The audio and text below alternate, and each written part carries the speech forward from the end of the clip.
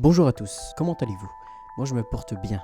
Aujourd'hui, on se retrouve dans une nouvelle vidéo dans laquelle je vais vous parler d'une histoire qui s'est déroulée dans un Wendy's, qui est une chaîne de restauration qui est vraiment connue aux États-Unis et aussi au Canada. J'en ai déjà mangé plusieurs fois et c'est assez bon comme restaurant. C'est une chaîne de restauration qui est connue pour faire des burgers, des nuggets et aussi une de leurs spécialités, c'est les Frosties, qui est une espèce de glace fondante faite à base de lait et c'est vraiment bon. Et durant plusieurs années, tout s'est bien déroulé pour eux jusqu'en 2005. Et là, je vous vois déjà venir en me disant « Oui, mais on veut savoir ce qui s'est passé en 2005 chez Wendy's. » Et c'est ce qu'on va voir dans cette vidéo. Installez-vous confortablement. N'oubliez pas de vous abonner à la chaîne si c'est pas encore le cas. Et puis nous, on est parti. Je vous souhaite la bienvenue dans ce nouvel épisode de Cursed.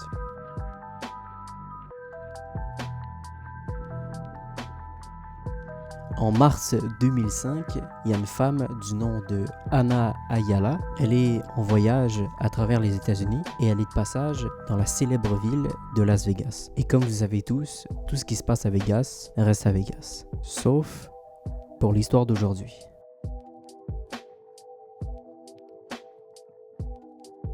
Ana a plusieurs heures d'escale et donc en attendant le prochain vol, elle décide d'aller se promener et de s'arrêter dans un Wendy's pour y manger, normal. Elle rentre dans le magasin Wendy's, elle se rend à la caisse et y commande un petit pot de chili. C'est une espèce de pot avec de la viande, des légumes à l'intérieur avec de la sauce. Et elle reçoit sa commande, elle commence à déguster et se rend compte très vite qu'il y a quelque chose de croquant dans sa bouche. Intriguée par ce qu'elle a mangé, elle décide de recracher et elle y découvre un doigt humain, sauf que c'est pas censé arriver avec ce genre de plat.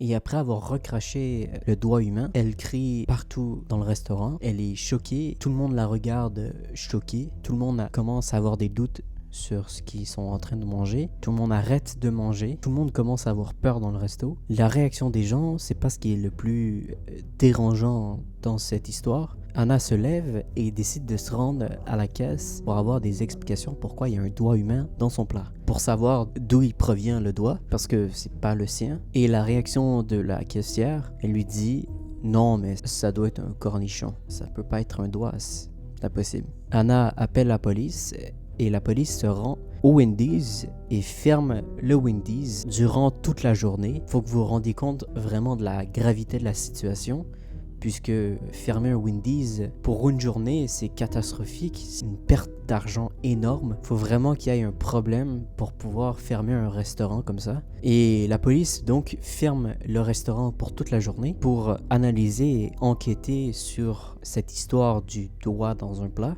Et il ferme donc une journée, mais ça va durer une semaine. Après analyse, les autorités ont confirmé que le doigt retrouvé dans le plat était bel et bien un doigt humain.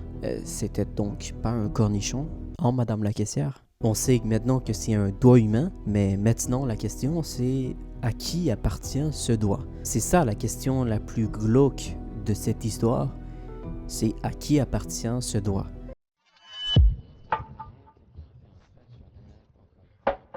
Tout de suite, l'affaire explose aux États-Unis. Toutes les chaînes de télévision en parlent, tous les médias en parlent. Les stats de Wendy's sont en baisse comme jamais. Tout le monde a peur. Plus personne n'a envie d'aller manger chez Wendy's par peur de se retrouver avec un doigt humain dans sa bouffe. Il y a des théories qui commencent à émerger. Il y a des gens qui créent des histoires. Il y a des gens qui disent avoir déjà aperçu dans leur plat des yeux humains. Mais toutes ces histoires, toutes ces théories sont évidemment fausses. Bref, c'est l'une des pires périodes pour Wendy's.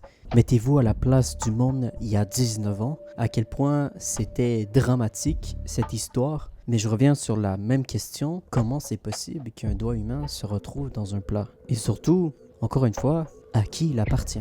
Autre problème, Wendy's, après tout ce drama, il décide de faire un communiqué sur toutes les chaînes de télévision américaines disant que ça vient pas d'eux et qu'ils savent vraiment pas ce qui se passe et qu'ils ont absolument rien à voir avec cette histoire. et qu'eux-mêmes sont dans le flou. Ça vient ni de leur cuisinier, ni de leur usine. Donc, je repose la question, d'où vient ce doigt et à qui il appartient?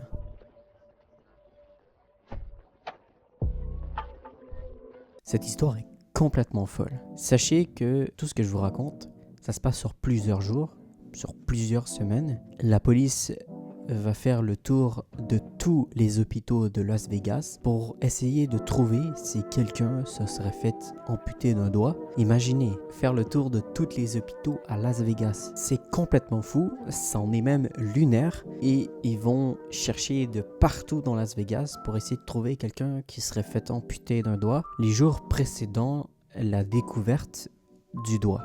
Et malheureusement, ils n'ont rien trouvé.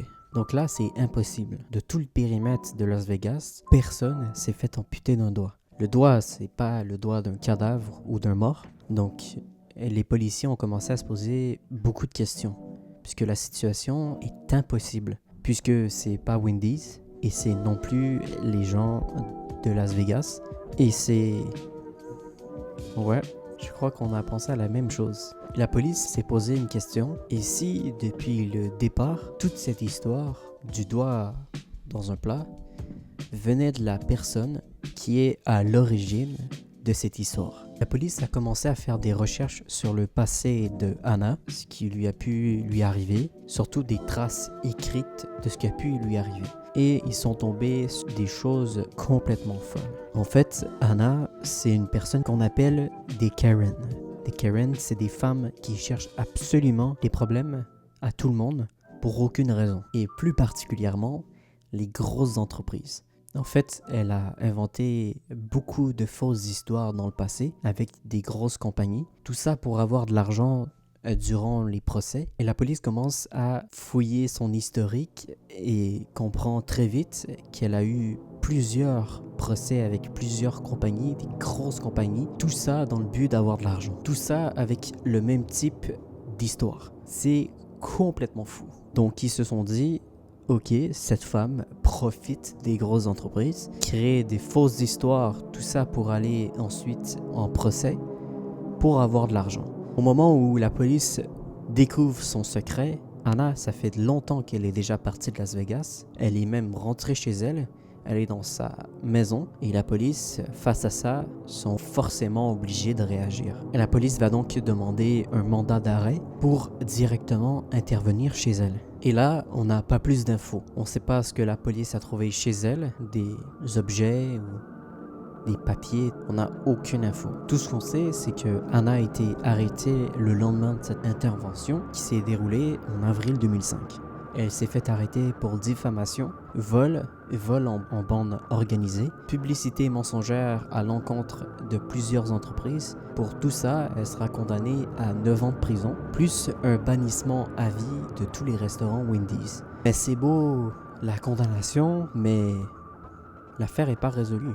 L'affaire n'est pas résolue puisqu'on ne sait toujours pas à qui appartient ce foutu doigt.